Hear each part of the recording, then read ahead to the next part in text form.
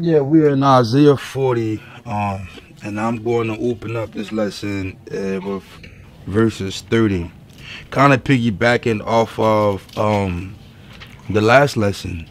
When it spoke of the children, being made rulers, here we're told, it says that even youth shall faint and be weary, and young men stumble and fall. But those who wait on Yahuwah renew their strength. They raise up the wing like eagles. They run and are not weary.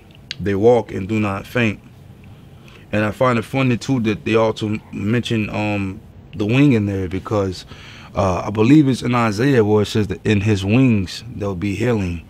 And this is what prompted that lady to touch the Mashiach when she had that bleeding issue.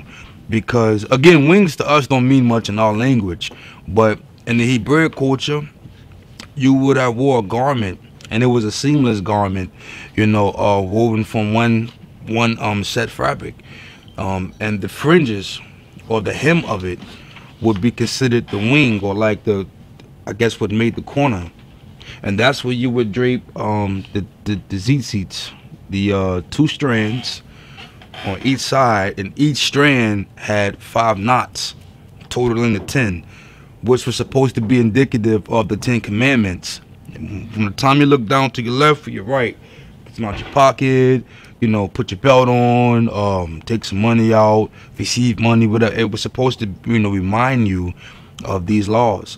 And so the woman, knowing about what the wings are, it's a euphemism for one's garment, she went and touched the hem of his garment, the wing, because she knew about the prophecy saying that there should be healing in his wing. And of course, she was healed. And like I said before, do you think that his garment was something that was supernaturally made and, used from some fabric from heaven? Or was it the fabric you could have got down the street at the Piggly Wiggly, or at the local? Correct. Well, so what was it? That it was her faith that initially or eventually saved her. Her belief in what the prophets had wrote, over 1,500 years prior to this man's advent as Yahshua.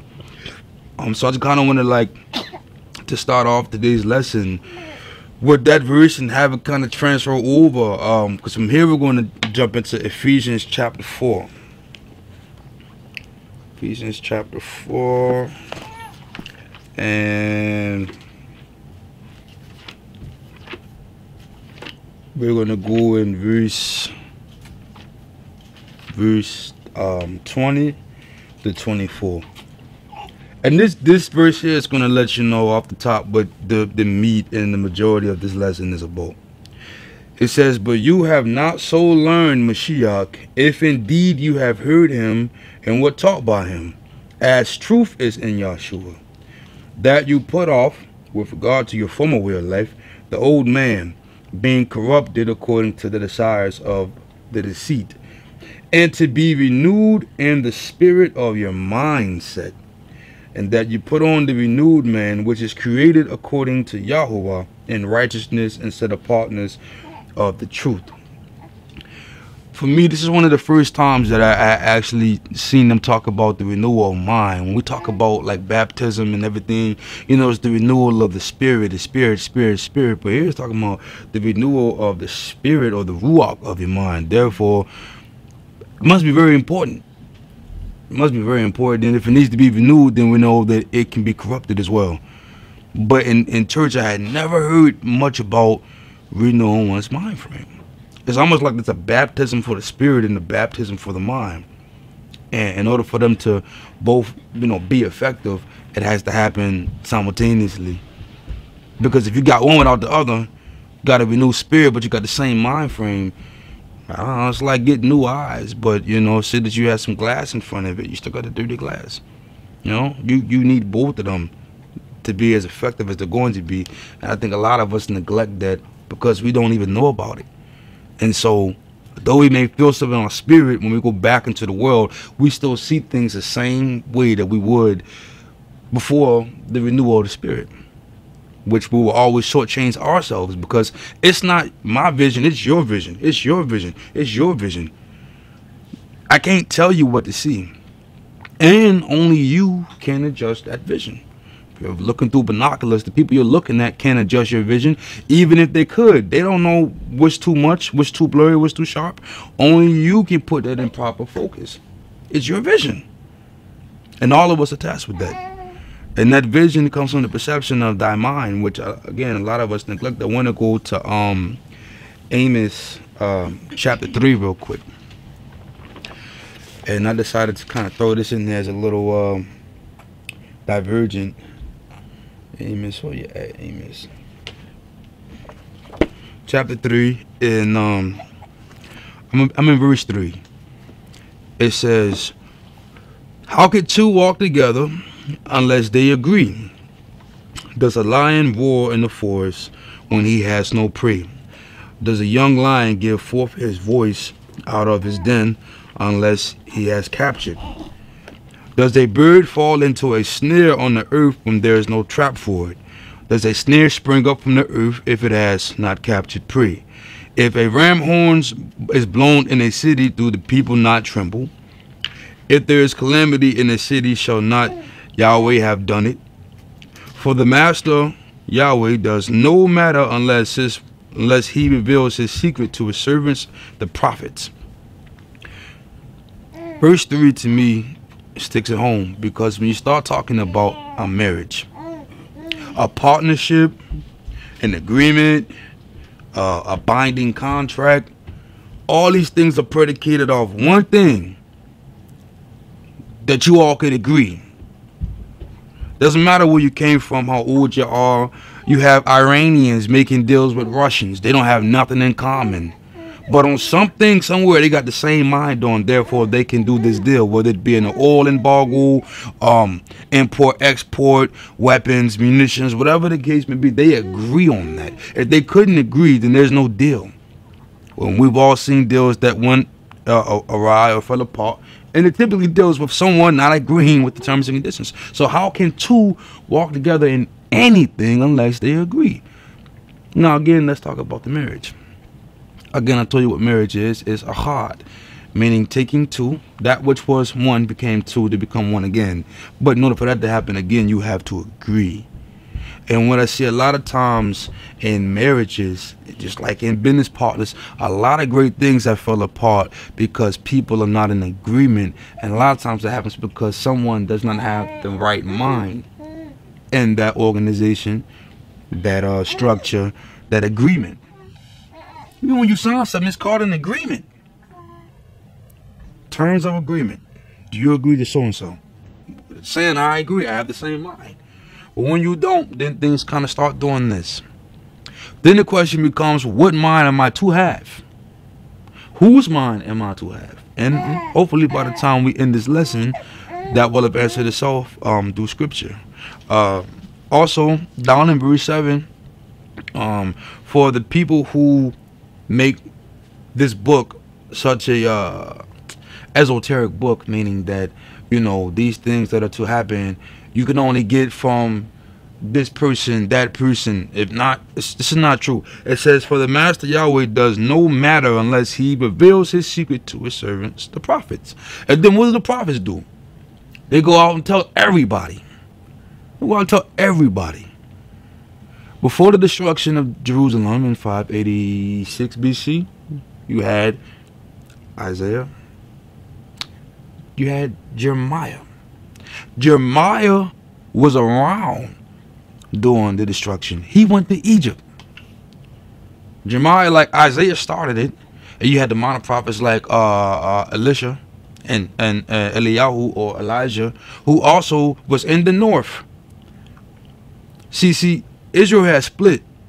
So Elijah and Elisha were dealing with King Ahab and what's her feast? Jezebel. They were in the north. That wasn't in the south. This is when the 10 tribes of Israel were still around, and they were telling him, "Hey, you gotta." Didn't listen. So in 722, I believe, the Assyrians came, but that had already been prophesied, because Yah says, "Hey, I'm gonna do this." Prophets tell them, "There's a commandment saying that if I tell you this and you do not tell them, then their blood be on your hands." So you had to. lest you take the penalty for not telling them. Because they had never heard. They can use that as a, well, we never knew. No, that's not true. It's not true. Not only that, but I sent someone from your own camp, someone who looks just like you, who came up from the mud, just like you. You shouldn't have a problem believing them. I understand you're not wanting to believe the government, the Gentiles, the white man, whomever. But what about this guy who looks just like you? You grew up with him. You know his family. Y'all ate bread. Y'all broke bread together. And you still don't believe him. What shall you believe? Nothing. Right? So the prophets go out and they teach and they preach, repent, or to do so and so. That's why Jonah was put where he was put. Because Jonah, you're about to have a whole destruction of a city on your head. And y'all was merciful in sparing him from that, because he could have said, okay, you don't want to go, these people are going to die, but it's going to be put on you. Put on you. The prophets always go and they always say, hey, this is about to happen. This is going down. Look out for that. We're told to be as wise as a serpent, but as gentle as a dove. So none of this stuff is a mystery. What's taking place in our world right now, it should not be a mystery. It should, what are they going to do next? Well, let's read and find out. We know that they have to get to this point. We know that they have to constrict private property and things that make people want to worship this beast, because nobody would knowingly agree to worship the beast. So none of this stuff is a mystery. It's revealed to the prophets. From here, I want us to go to 1 Corinthians chapter 2. And we are going to be in verses 16, I believe. Yes. Here we read. For who has known the mind of Yahweh? Who shall instruct him? But we have the mind of Mashiach. Simple question there. Anytime, here's Paul speaking. Anytime Paul does a but, this is not the first time he says this. Because he says that you have the head of Mashiach, who's Yah. The head of man, who is Yahshua. The head of woman, who is the man. Right? And before he says this, he says, but I'll have you know, when he was talking about a man praying with his head covered is a shame. And people read this and then they're talking about a literal cap, a hat, anything. So a lot of denominations won't pray with their head covers out of reverence for that. I mean, that's cool if that's a conviction for you. But Paul says, but. So he's not talking about that. Paul says, any man that pray with his head covered is a shame. But I'll have you know that the head of every man is Mashiach. Okay, so we're just talking about the head being covered. And now he's saying that the head of man, every man is Mashiach. We're not talking about an actual covering. Not in the literal sense. As a man on earth, there's nobody above you. You are the apex. When you put a covering on, meaning that another man now is your head, you're no longer following Mashiach because you're praying with your head covered. That's a shame.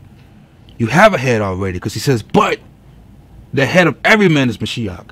Not Apollos, not Paul, not your pastor, not your bishop, not your government. It's Mashiach. That's who you answer to.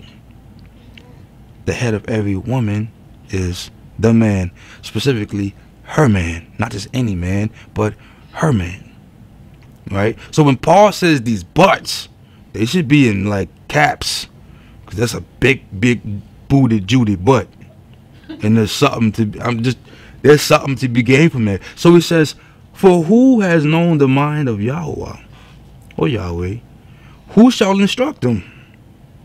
Valid question. But we have the mind of Mashiach. Then I ask you, every head of man is Mashiach. The head of Mashiach is Yah. Therefore, moving in tandem, true marriage, Ahad. If my head is Mashiach, whose mind does he have? The mind of Yahweh. Absolutely. Though I cannot go straight to the Father anymore now, and that's okay. I have an intermediary. If I adopt my husband's mind, then I automatically get insight on the Father's mind. And it only comes that way. There's no other way around it. Mashiach tells you that I'm the way, the light, and the truth. There's no other way in through me. You know, the temple was set up a certain way that there was only one entrance through the temple courtyard, and there was only one entrance inside the temple.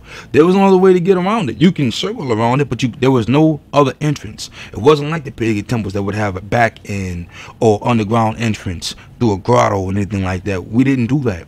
The way Bezalel set up the temple, when you read in Exodus, it was designed that there was only one narrow opening into this big courtyard.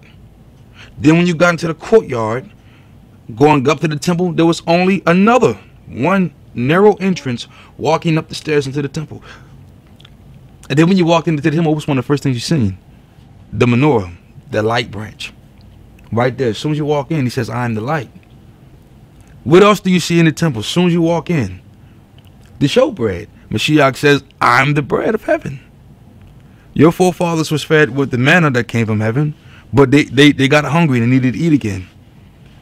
You eat from this bread, you should never go hungry, right? Another story for another day. What I'm saying is, for us to want to know the Father, why don't we start with knowing who's under him? His Mashiach, the one who moves in tandem with him, right? And then for us men, if we want to guide ourselves from that, well, then we have to be married to this anointed one.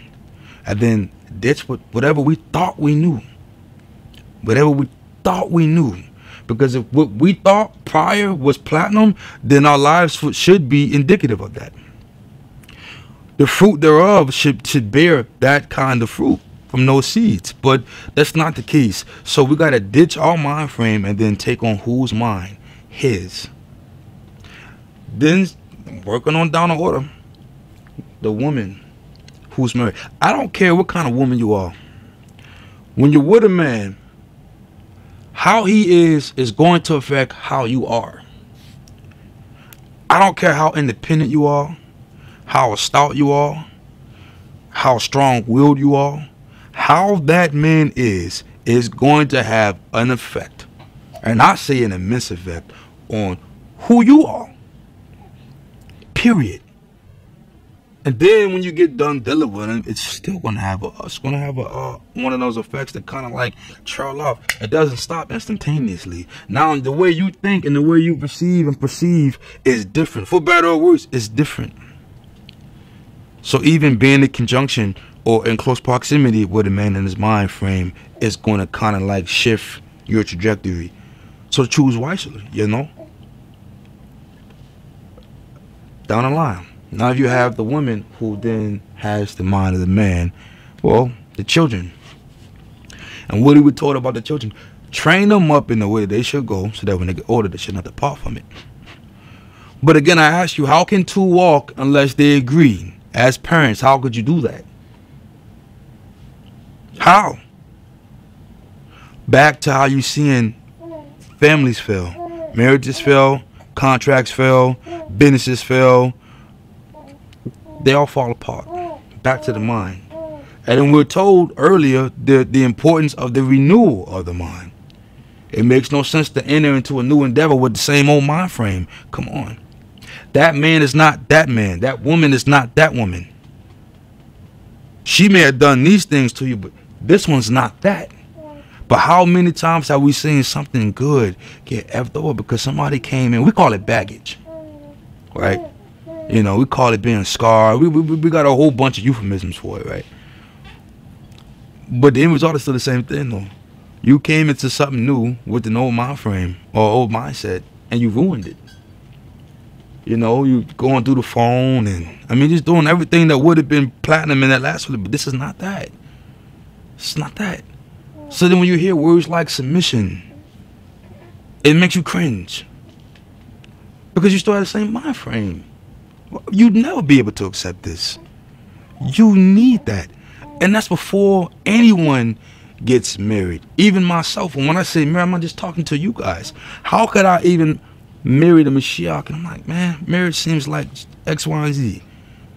I got to give myself over to someone I have not met in the flesh.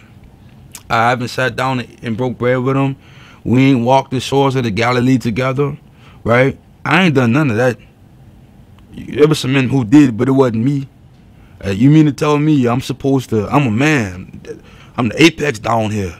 And I'm only going to live this life, as far as I know, at one time like this. You mean to tell me I'm supposed to, like, kind of downshift?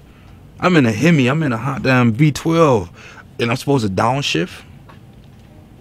Just saying, I had to change my mind frame in order to fully accept him. It's very important. From here, I want us to go to Philippians Chapter 2. And again, this is all Paul's writings that we're reading at this point. A lot of Paul's writings, for those who are not aware, isn't law, but it's good guidelines. Very, very good guidelines. And if you read Paul, because a lot of people have made Paul out to be the new champion of a new religion, but that's not what Paul was doing.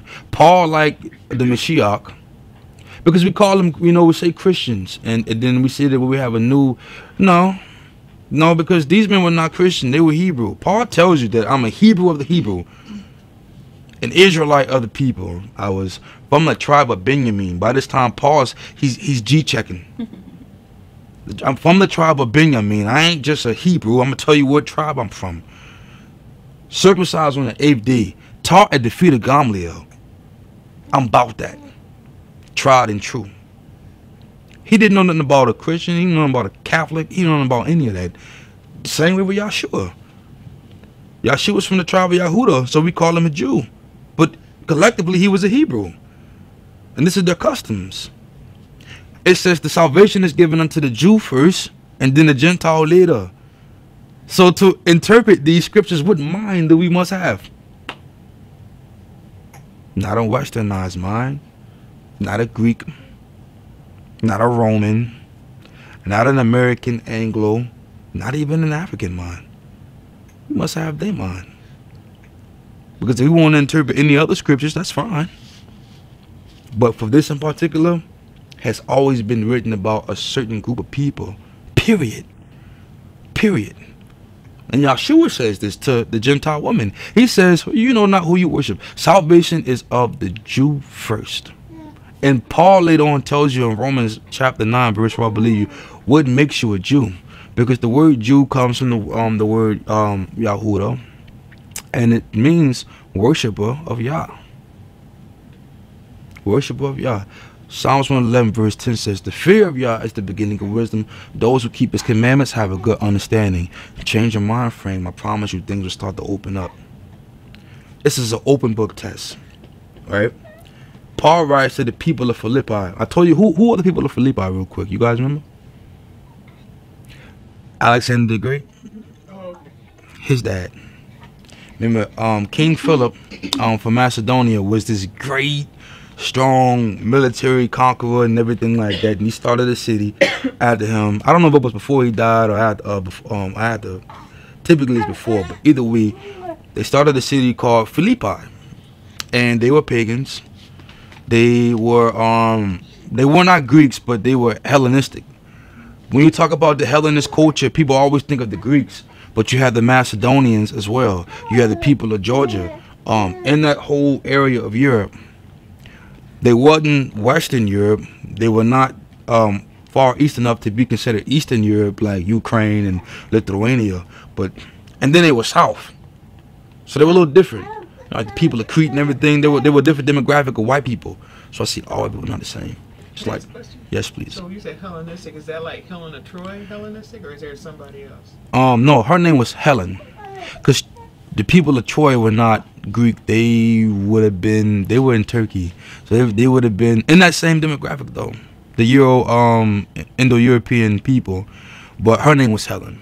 She was Helen of Troy. So Helen. And when you say Hellenistic, what's that mean? Hellenistic is just describing. It's like, you ever heard of Bantu? The Bantu people, which is a collection of African tribes, and they group them based off their dialect, customs, food that they eat, and geographical location, and it makes it easier to know. Okay, well these are Bantu people. Now we can zero in on what tribe they may have come from. Unless you know whether you're in Zimbabwe or Uganda, when you start trying to trace the tribe back to its original origin. This is like classifications, right? So yeah, so you're talking about the Hellenistic people. Philippi, or the city of Philippi, was heavily under that culture. And if you know anything about the Greeks and the Hellenist culture, they were heathenists. The Greeks believed in everything that we don't. Like I told you, even in the Greek theater, they didn't have women participate, so that the women roles were done by men. So if someone was getting felt on, kissed on, penetrated, that was a man. They also believed in having a child as a lover. They believed in bestiality. These are people Paul talking to. This is who he's talking to. When you read the book of Philippians, Ephesians, you're reading personal mail. Because a lot of times Paul writes these letters from prison.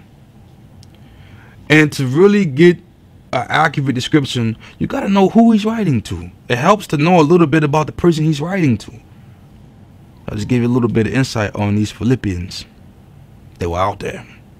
Just like the Romans, the book of Romans, they were out there. So Paul says, if then there is any encouragement in Mashiach, if any comfort of love, if any fellowship of spirit or ruach, if any affection and compassion, make my joy complete by being of the same mind, having the same love, one in being and of purpose, doing none at all through selfishness or self-conceit, but in humility consider others better than yourself.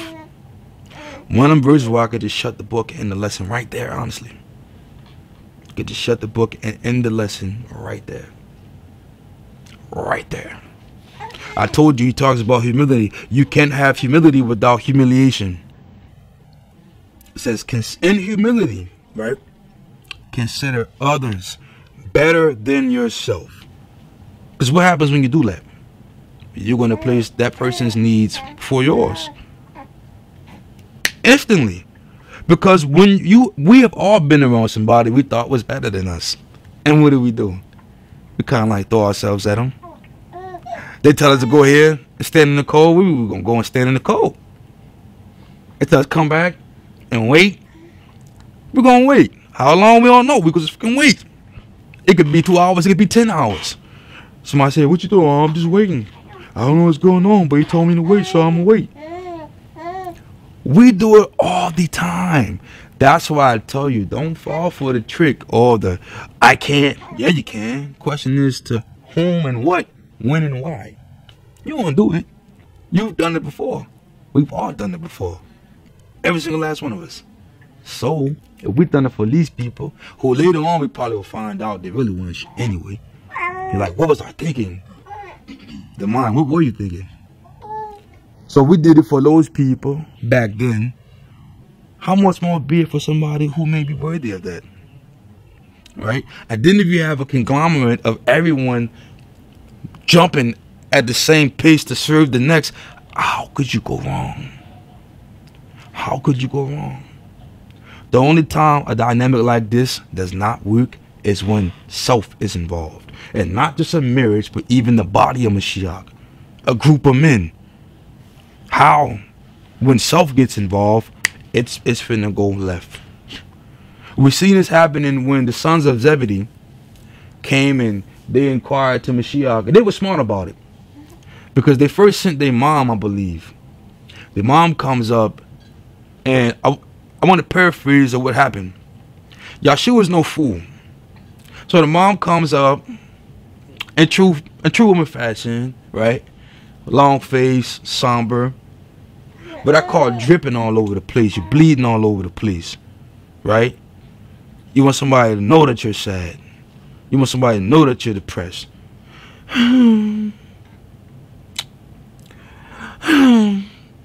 Yahshua says, woman, what do you want? All right? Cut it. What you want? So she asks him about the positions for her sons. He dismisses her. Right? So I don't know what she goes back and tells her sons. But then the sons come and inquire. Either they came together or they came separately. And they say, Master, can we sit at your right hand? Can we sit at your hands in your coming kingdom? Right? Yeshua says, well, can you drink from this cup that I'm about to drink from? The persecution. Remember I told you, man, to whom much is given, much is required. They only see the part that's about to be given. They know what he's about. They know the scripture. They know all of the acclamation and esteem that comes with being Mashiach. You can't be that, but hell, I could be associated with them. I told you, even on the Super Bowl team, when they win, if you are the water boy, you get a ring too. You get a ring for carrying a friggin' Gatorade jug. You get a ring to go out to the club and tell them, yeah, that's official. And if you fall on hard times, you can do whatever. Pawn it, eBay, whatever. You got a ring for that. So just simply by association, it's going to shoot up your stake in society. They're not stupid. Nothing's new under the sun. We living in the same world, people, right? So it's like, yeah, can we do that? And he asks them, can you drink from a cup that I might drink from? And they're like, yeah. You know how that go. He says, cool, you're on. Quick disclaimer. You really ought to be careful what you agree to. Because he didn't disavow what they did. He didn't. And you know those men were murdered. They were murdered. They were murdered. The only apostle, I believe, that died a peaceful death was John. And not the first one, but John of Patmos. But he died in exilement on an island by himself. No family, no friends, just Gentiles who guarded him day in and day out. And his only communication was through this word of Yah, who came and gave him horrifying visions, which he was to write down. What a life. But did he not agree to it? They did not sign up. Did Mashiach not say they're going to do this to you? So he asks him, he says, can you drink from this cup? And he's like, yeah. That may have been a trivial thing to them, but at that point they could have just signed a death to it. It don't matter. He says, you're on. But, there goes that but again. But these positions are not mine to give. So now they just signed up for something else and didn't get what he came for either way. It wasn't. If they would have read, they would have known. If they listened to him, he told them, just like he told the Pharisees, the Son can do nothing at all by himself, save for what the Father allows him to do. So why are you coming to me? I've already told you I'm in perfect submission with my Father. If he's allowed it, he like it, I love it. You can't ask me to give what I don't own. They were not listening. They seen stars in their eyes. You got it. Right?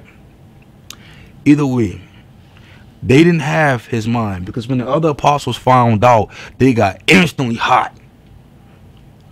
Peter and them got hot. They was ready to fight. What? Because what happens if you have Yahshua, and there's only one Yahshua, and then you have Yahshua's hands, which is a classification of authority, right? And these two apostles are sitting there. Then for the ones left, the only other thing is at their left and right hand.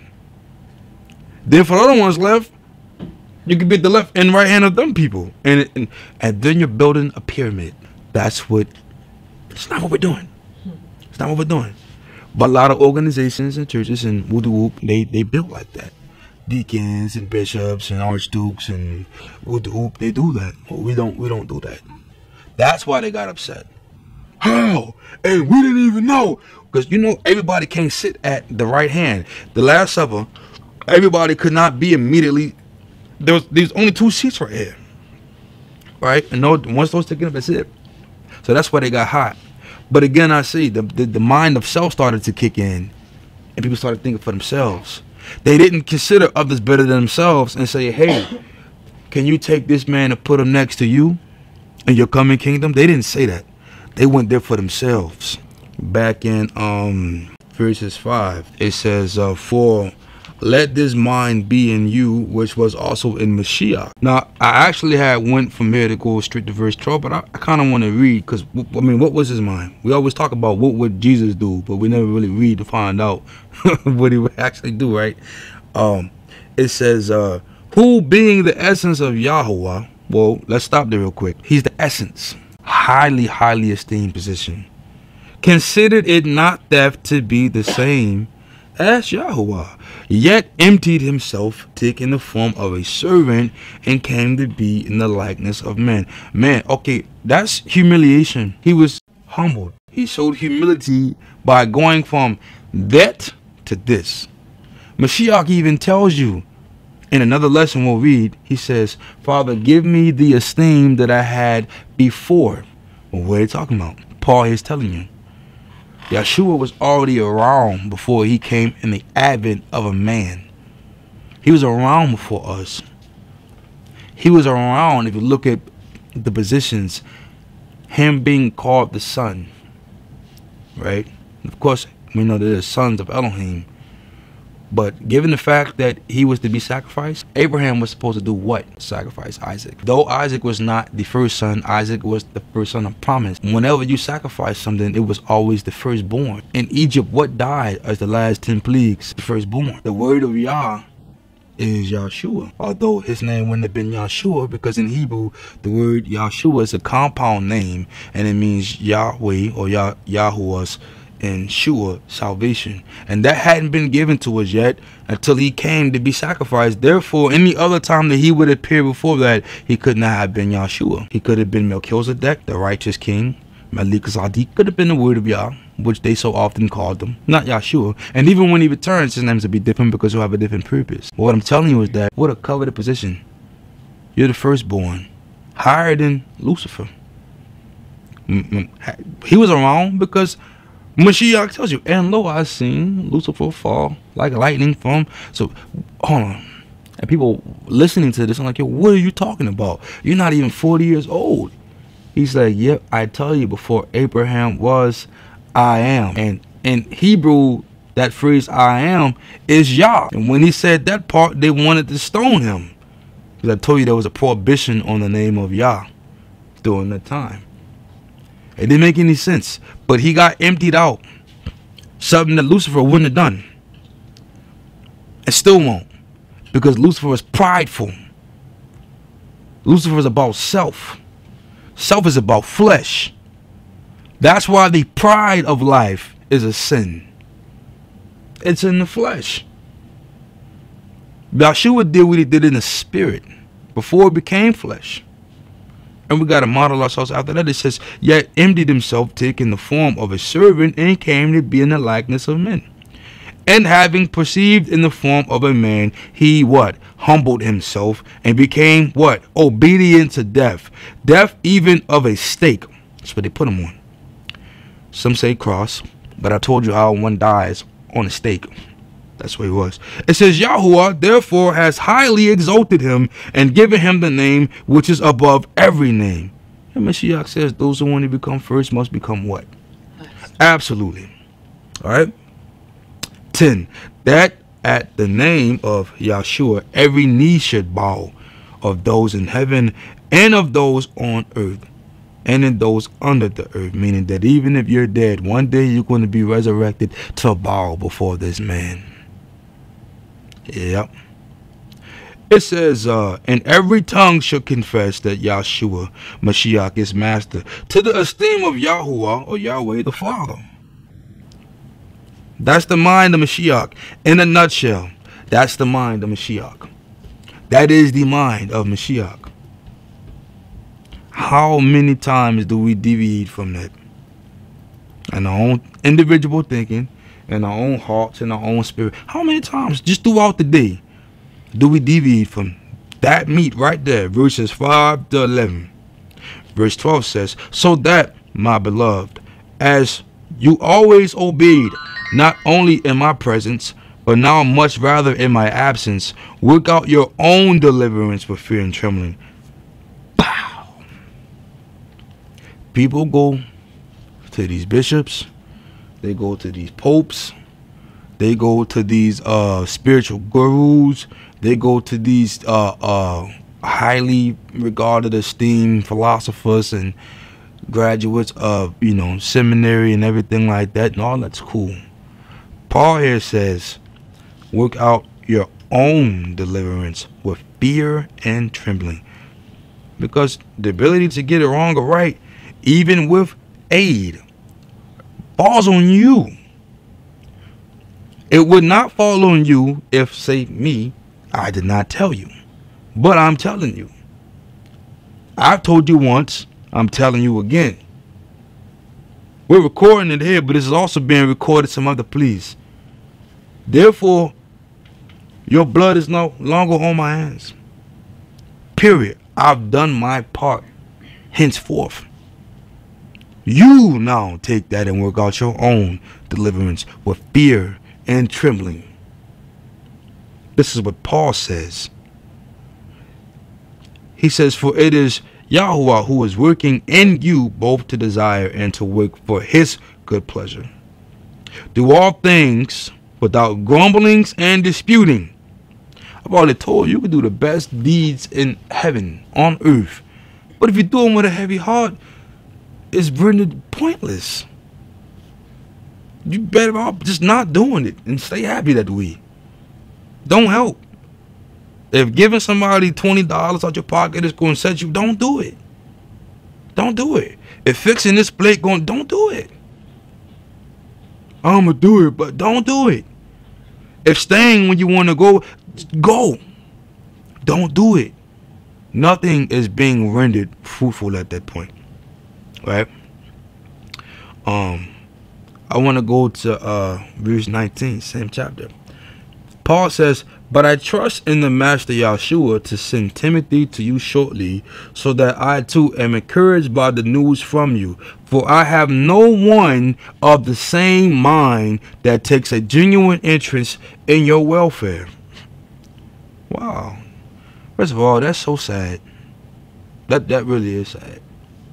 That Paul's writing, I believe at this point he's locked up. This is why he's sending Timothy. Timothy, who's a half Greek, half Jew. Timothy, who's younger than Paul. But Paul doesn't have any children. And I'm giving you background on the people you're reading about. Paul doesn't have any children because Paul's somewhat of a eunuch. His whole life at this point is dedicated. First it was dedicated to temple worship and all of that. But when that got destroyed, then he got a renewed purpose and is dedicated for the ministry now, right? But Paul takes on Timothy. And now we kind of know why. Because everyone Paul's been around, nobody has the same mind that he does. Paul wants to make sure that you're going to continue to feed these people and not exploit them or lead them astray. And Timothy is the only one that has the same mind. That is sad. But that's who he sent though.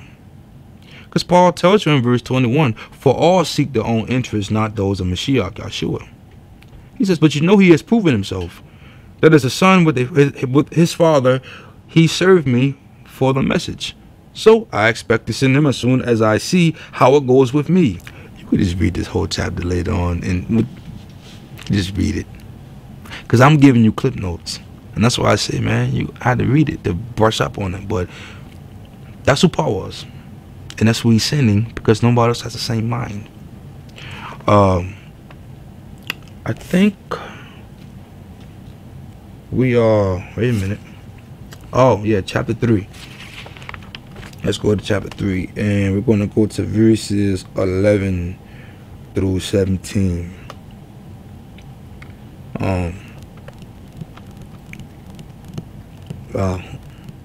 He says, if somehow I might attain to the resurrection from the dead, Paul speaking, not that I have already received or already been perfected, but I press on to lay hold of that for which Mashiach, Yahshua, has also laid hold of me.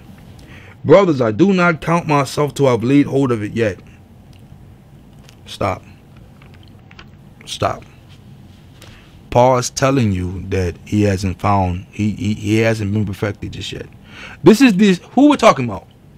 We're talking about Paul, a Hebrew of the Hebrew, For the tribe of Benjamin, circumcised on the 8th day, taught at the feet of Gamaliel, who had the pleasure of hearing the voice of Mashiach. Not the feeble, timid, sheeply voice, but the voice of the risen Mashiach.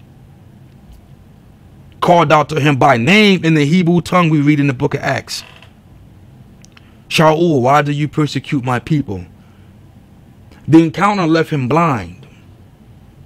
Now you would think someone nowadays would take that and be like, yo, I'm super saved. But Paul says here that I do not count myself to have laid hold of it yet, but only this, forgetting what is behind, reaching for what lies ahead. Stop. Forgetting what is behind, reaching out what lies ahead. Stop. Forgetting what is behind, reaching out for what lies ahead. We don't do that. I press on toward the goal for the prize of the high calling of Yahuwah in Mashiach, Yahshua. As many then as are perfect should have what? This mind. And if you think differently in any respects, Yahuwah shall also reveal this to you. But to what we have already attained, walk by the same rule, be of what? The same mind. Become joint imitators of me, brothers, and observe those who so walk as you have for us a pattern. He's telling you that you ain't even got to think. You don't. When you step up to become a joint imitator of Mashiach, you know that's why you're baptized. That's why you're baptized. As Mashiach went in the earth, tomb, 3 days and 3 nights, you're going to go under that water. You're going to be submerged, completely cut off. You know, you can't hear, everything's muffled. Your eyes may be closed, you don't see anything, right? Your thoughts are not what they were before you went in. It could be like, when am I coming back up? You never know. When you come up, as he came up, start breathing again. Ears open back up, or they pop or drain. Eyes open. Now you've been reborn anew. You're a joint imitator of that. That's what that ritual of immersion, the mikvah, or the baptism, symbolizes.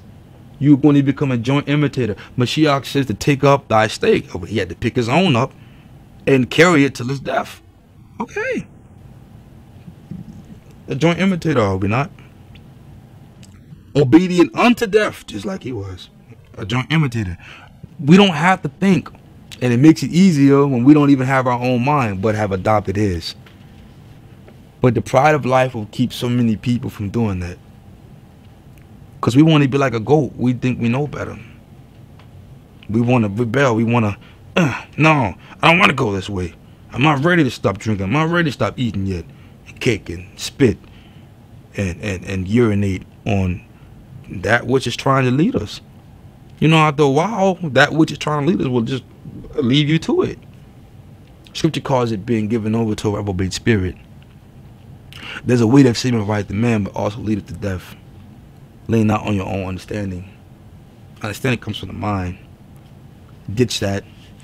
When you talk about being brainwashed, we say it with the derogatory term, but we all need to be brainwashed. We need to have our dirty minds clean, absolutely. I say wipe clean like a computer hard drive. Rebuilt. Completely rebuilt. Yeah. Paul says a lot here. A lot here. Paul talks about. And real quick, I want us, before we leave out of Philippians, I want us to go in verse 4. Now, how often do I quote this? Often. And every time I do, it seems to kind of just go here and then blow. But since we're here, I'm going to do it again. Paul's locked up. And when you were locked up back then, you didn't get what you got today. But even now, he's being of comfort to people who are free. And Paul says, do not worry at all, but in everything, by prayer and petition with thanksgiving, let your requests be made known to Yahweh. Okay, so that's how you are to pray. By prayer, by petition, with thanksgiving. Your first things out your mouth should be, thank you, Father. Right? Hallowed be thy name, right? These are all part of thanks. Thy kingdom done. Yes, thy kingdom come. rather. It says, let your request be made known to Yahweh. And the peace of Yahweh, which shall pass all understanding, shall guard your hearts and mind. Through who? Yahshua HaMashiach. He says, but for the rest, brothers, whatever is true, whatever is noble, whatever is righteous, whatever is clean, whatever is lovely, whatever is of good report, if there is any uprightness, and if there is any praise, think on these. Back to the mind. You ever thought about fighting somebody? You could be in your bed. You know what happens to your body when you do that? Your body goes through the same chemical responses that it would as if you were actually about to fight. So adrenaline is surging right now. Your heart beats quicker so that you can breathe deeper and get more oxygen intake so your muscles can expand to move more rapid, to strike a harder blow. When you fight, you don't always feel what's being done to you as a result. Just simply thinking about it will have your body triggered to actually go on there. Mashiach says, so a man thinketh, so he is. So if I look at a woman, a man's wife in particular, and I don't touch her, but I'm sitting there, I fucking her. So then your body responds to it. I'm sitting there literally doing it. Because see, the Pharisees thought they were smart. Well, as long as we don't touch, we can look, but we're fine. So a man think of, so he is. Your mind needs to be transformed. Your mind. We could talk spirit all day. Because I've been in Christians, so that's what we talk. Spirit, spirit, spirit. But it's the mind.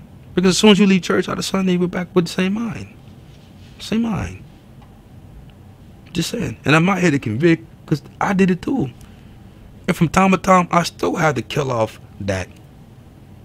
Paul even does. But you can't correct what you don't address, so we're addressing it.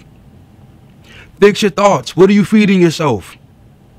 What are you feeding your brain? What are you feeding your minds? What are you eating? What plate are you eating from?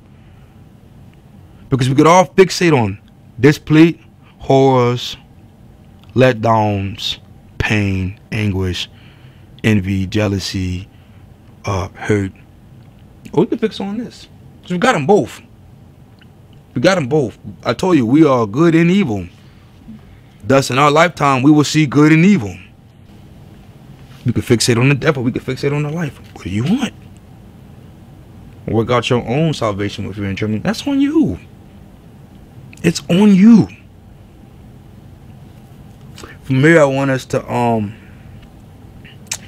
go to Romans. So we'll be wrapping this up in a little bit. Romans. Let me find you. Romans always kind of hard for me. Meet me in chapter 12, please.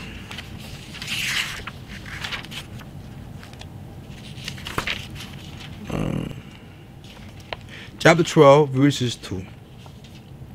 It says, and do not be conformed to this world, but be transformed by the renewing of what? Your mind. So that you prove what that which is good and well pleasing and perfect, the desire of Yahuwah. Now people think that, you know, this is what we mess up at. We become renewed and instantly we, you know, change our wardrobe, which is cool, right? We change some of the things that we eat, which is cool. We change the people we hang out with, which is cool. You know, we change our location, where we live, in the neighborhood, and all that's cool. Wanted, may not always be needed, but it's cool. We don't change the mind, though. Don't. You can't find no so-and-so in church. I guarantee you I can. Yeah. Because the mind is still the same. It's the same. Hasn't been renewed. So that's why I see, me personally as a man, I see no sense in taking, in this case, a woman and putting her in a new, like with Amber. There was no sense of me getting a new wardrobe for her. Mine was the same. There's no sense of me dunking her in the water. She just would have came up wet. Whatever you went in, you would have come out, you just be wet. So if you was a wet murderer, a dry murderer, now you get baptized, you're a wet murderer. If you're a dry hole, when you come up, you're a wet hole. Facts. What does it do? People take these vows, the men, when they get married, they make it seem like the ring and the vows have some type of magical portion or something that's automatically going to convert them into a husband. No. You get married with the same mind. So you end up doing the same thing you was doing when you wasn't married. There's no difference. Nothing's changed. Except now you had on a tux and you got a little tan when you take it off. That's about it. that's about it. But back to the mind. It didn't even say the renewal of the spirit. Paul's talking about the renewal of the mind. Paul's talking to Gentiles. He's talking to Gentiles. So never mind the spirit right now. You grew up in a Gentile land with Gentile teachers, with Gentile customs, eating what Gentiles eat. You wore what Gentiles wore. You learned in their institutions. They taught you what they wanted to and omitted what they didn't thought was, or what they thought wasn't fit for your consumption. Your mind needs to be renewed. We can't even talk about spirit because you ain't there yet. You're a Gentile. To be as black as you want to be, you're a black Gentile. Why did you want to be? You're a white Gentile. And we live in the land of Gentiles. You look at the dollar bill, those are all iconography indicative to Gentile nations. Ain't nothing indicative to it. You are a Gentile. So we got to start with the mind first. I love the spirit. I love the Ruach. But nothing's going to be touched in that department if you got a mind that's constantly in enmity against it. If two cannot agree, how can they walk? You got a spirit doing this, but your mind doing that. You already in turmoil. You're not even fit to be walking with anybody because you're a house divided. How could you stand? What are you standing on? A double-minded man is what? Unstable in all his ways. Not just some, but all. Double-minded. He has on two minds. Mixed seed. Cannot serve two masters, for you're in the loving one more, hating the other. You have chaos, calamity going on there. Pick for this day who you shall serve. Meet me in Psalms 51, please.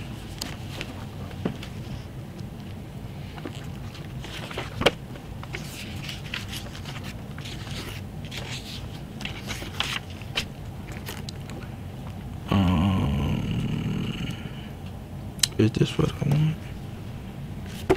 Yeah. David writes, and we're in verse 10 to 13. David writes, clean in me a clean heart, O Elohim, and renew a steadfast spirit within me. Do not cast me away from your presence, and do not take your Ruach HaKodesh, your Holy Spirit, from me. Restore to me the joy of your deliverance, and uphold me, noble spirit. Let me teach transgressors your ways, so that sinners turn back to you. But before David could do that, he had to be renewed himself. And he had to have the spirit to know that he needed to be renewed. To cry out. Closed mouths don't get fed on this boulevard. He had to open up his mouth and cry out. From here, let's go to 2 Corinthians real quick in chapter 4.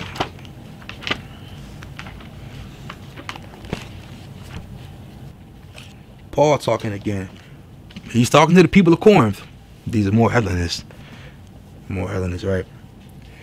We are in chapter 4, verses 16 through 17.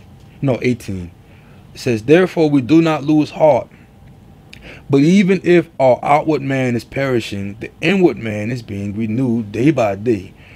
For this slight momentary pressure is working for us a far more exceeding and everlasting weight of esteem or glory. We are not looking on what is seen, but on what is not seen. For what is seen passes away, but what is not seen is everlasting. And that's all life is pressure. Pressure. Pressure to be this when we're told to be that. Pressure to do this when we're told to do that. Pressure to move forward. It's all pressure. You gonna give into it? All pressure. Matthew chapter 11.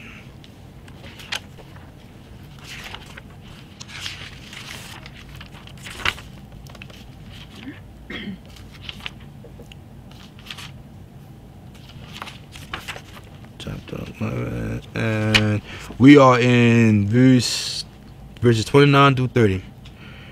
This is Yahshua here speaking. He says, "Take my yoke upon you and learn from me, for I am meek and humble in heart, and you shall find rest for your beings. For my yoke is gentle and my burden is light." When he talks about his yoke, what do you think he's talking about? No. His teaching. He says, "Take my yoke upon you and learn from me." Well, if you're being taught, you can learn from that. It's a lesson. He says, "For I am meek and humble in heart, and you shall find rest for your beings. For my yoke," or my teaching, "is gentle, and my burden is obeying is easy." And it's a decision. Who's talking right now? Yahshua. Yahshua. You also know if you're in the same mind, because if you are, you will have a continual source of peace that people will tap into you to get from time to time, or maybe on a daily basis. Paul had a sense of peace when he was writing from prison, encouraging people who were freed, telling them to be of good comfort. That kind of everlasting peace. Mashiach says that, "See, I leave not with you the peace that the world gives, because if the world gives, it's going to take it away," right? You got peace because your bills are paid, but guess what? Come next month, you know what I'm saying? Yeah. Heaven forbid they knock your pay down, or you're just not going to work, or whatever the case may be. Let's head over to Philippians, because I want to beat this. I want to beat this today. We're in Philippians chapter 4. Where are you, Philippians? Chapter 4.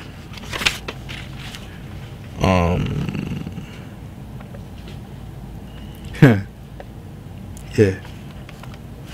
Verses 6 to 8. Double back. Do not worry at all. Do not worry at all, but in everything by prayer and petition with thanksgiving let your requests be made known to Yahweh. And the peace of Yahweh, just talking about this peace, which surpasses all understanding. Stop there. Understanding comes from the mind. There are a lot of things that you'll never understand. Doesn't matter. There are a lot of commandments that you'll never understand. You may be told the things that you never understand. Does not matter. Because if you're with him, then that peace is going to surpass that lack of understanding. Doesn't matter. Right? And the peace of Yahweh, which surpasses all understanding, shall guard your hearts and minds through Mashiach Yahshua. Solomon says to guard your heart, because everything that you do shall flow from it. And here we're being told that the peace of Yahweh surpasses our understanding shall guard your heart. That peace is going to be what guards your heart. This is an open book test. It says, for the rest, brothers, whatever is true, whatever is noble, whatever is righteous, whatever is clean, whatever is lovely, whatever is of good report, if there is any uprightness and if there is any praise, think on these.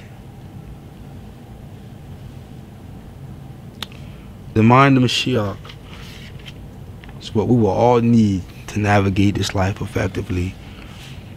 And then also too to prepare us for the life coming. Because without that mind, you can forget about having a renewed body. Because you can forget about having a renewed spirit. Flesh and blood will not inherit the kingdom. You have a fleshly mind. We were born with it. We live in a fleshly country. We go to fleshly institutions. Right? They know little of the spirit. I'm not telling you not to learn from them. Because Mashiach in the same breath tells us to be as wise as the serpent, but as gentle as the dove. So go learn from them. How could you? Right? Not be wise as the serpent, but not know what they're teaching. But our mind, end of the day, though we hear these things, are based and predicated off the mind of Mashiach. You don't think Moses trained up in Pharaoh's court, seeing all the pagan magic practice going on? But Moses didn't have that mind. He didn't. He left all that behind. If he had the mind when he seen the Egyptian beating on a Hebrew, nothing in him would have roused up to strike that man and ultimately kill him. But we know he didn't have that mind. And a few of us in this country, though we were raised in Pharaoh's court, just don't have Pharaoh's mind. And I'm telling you how to sharpen that. And then how to stick to that modus operandi. It's already been set before you, because we're told we are to be imitators, meaning that someone's already done it before us. Someone's already laid the groundwork, and that the enemy that we fight against, even then, so is a defeated enemy. So that wraps up today's lessons. You guys got any questions? I do. Yes. So I know the scriptures talk to us about spirit and flesh sometimes just can't communicate, not amongst yourselves, but amongst an individual. Yeah. And about not casting your pearls to swine.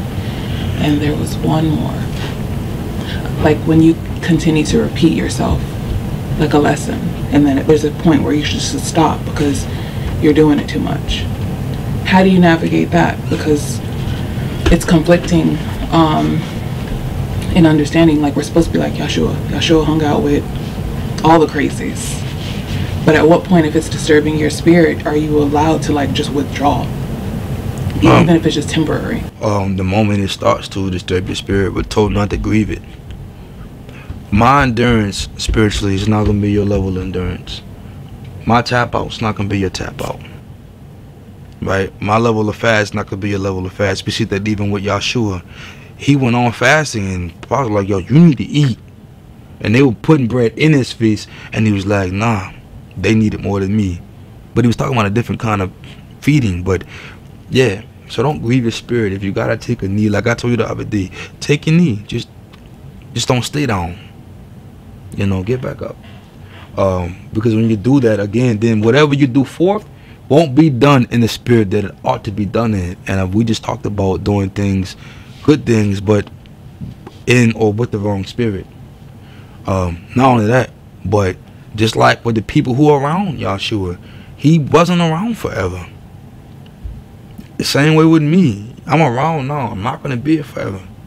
So you can take this time and treat it lightly. When he left, his apostles were freaking out. They were breaking down.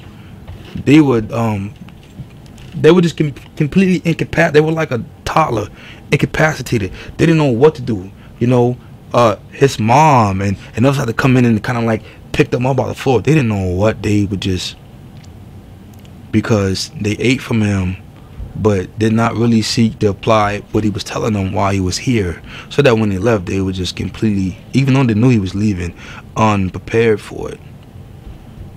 So even now, if you're hearing these lessons again and again, take them to heart, because you're not going to always have that cistern to drink from. Then all you'll have left, all the writings, all the recordings, all the teachings. You won't have the vessel, the man, the spirit anymore. In that regard.